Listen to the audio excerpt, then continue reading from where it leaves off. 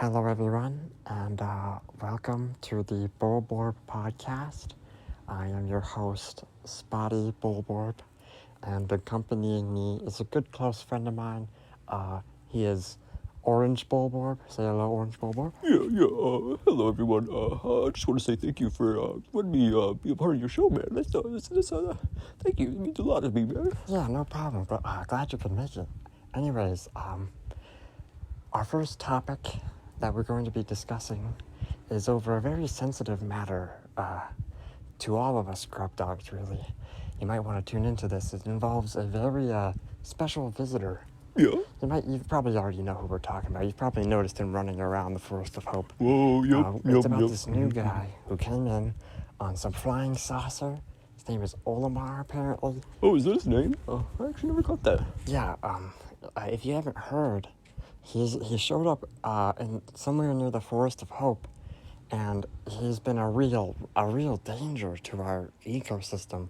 He just kind of showed up and started weaponizing the Pikmin, the things that we eat in order to survive, and he's been commanding them to just fight back, and has been on a complete massacre. It's absolutely insane. Really? I'm gonna be honest. I've been like a little unaware of the whole situation. I've been living under a freaking rock, right?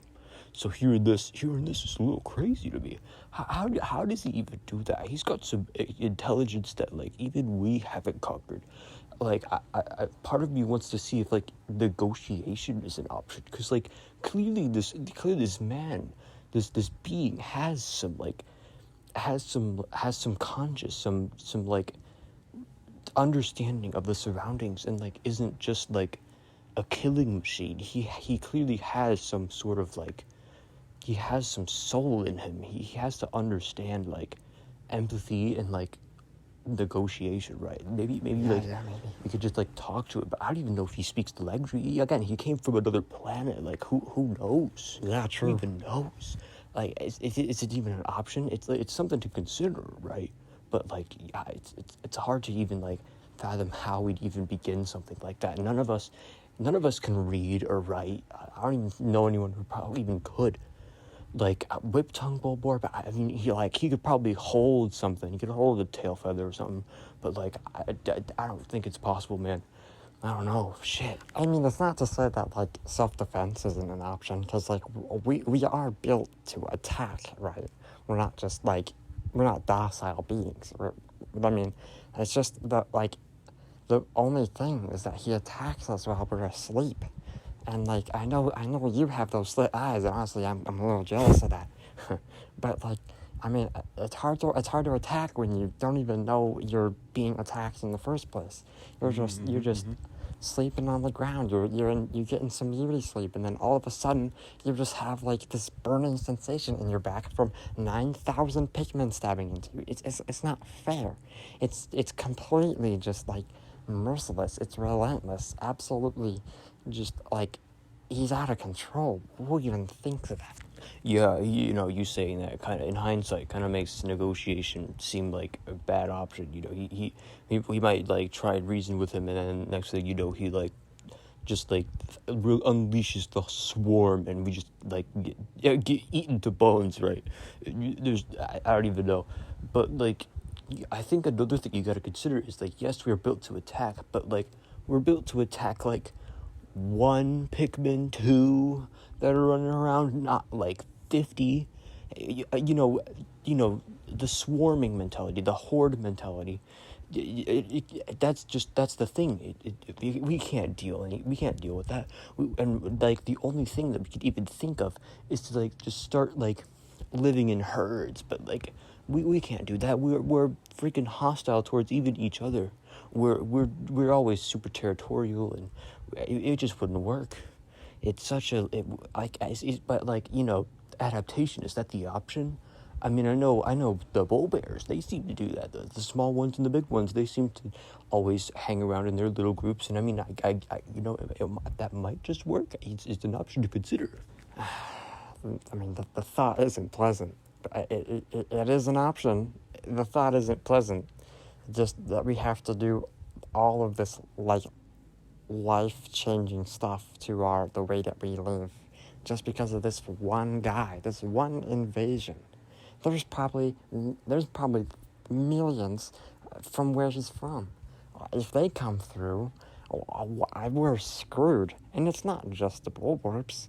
You know, the blowhogs, the wallywogs, the dumples, everyone's having a rough time around here with him around.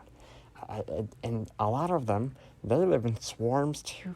The shear grubs and the she flies, those guys, they're struggling too. They can't do anything, and it's really just like I think we need to like band down together and just come up with some adaptation, some new strategy in order to understand what we're dealing with and come up with a well-rounded solution.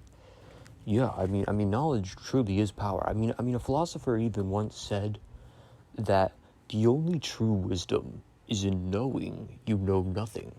The more I know, the more I realize I know nothing. And the only knowledge that I can think of about Pikmin in order to defeat this guy, because you know he's useless on his own. Have you seen his punches? They're not doing anything. From what I've heard from the blowhogs, his punches are that of a breeze. It's the Pikmin that are the problem. So here's my little hint of knowledge here. The Pikmin, besides the blue ones, they can't swim. They drown super easily in water.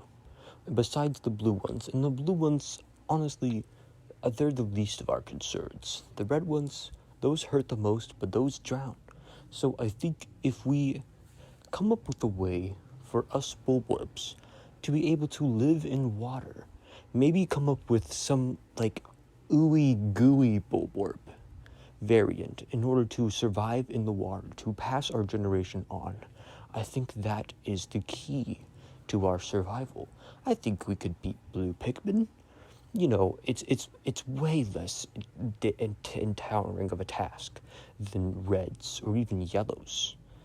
I think that is truly a key. Probably not the complete answer, but you know, it is consideration of just using our environment and its volatility to our advantage. You know, you make some really valid points, and I wish I could like dive deeper into this, because we've just now reached below the surface of the potential solution to our problems here. But unfortunately, I think that's all the time that we have. But we will be back. Catch us next time where we go over other potential possibilities for this Olimar fella. And it's been real nice having you, and you know, you've been really just everything you've said has been like towards a solution, and I like that. I really like your contribution to this podcast. It's been an absolute joy having you here. I really appreciate you coming down here and helping me with this. It's a real thank you a lot, man. Yeah. No, thank you for offering me to come into your show, man. I mean, thanks again, man. No, seriously. It's been real nice having real nice conversations. You know, I'm glad I could be helpful. I'm glad I could bring on some of my knowledge to help us towards a cause. You know, it's real nice to know that. It helps me know that I've done a good deed. But I know you got to get going, so I will bid my farewell to you and to the listener. Thanks again.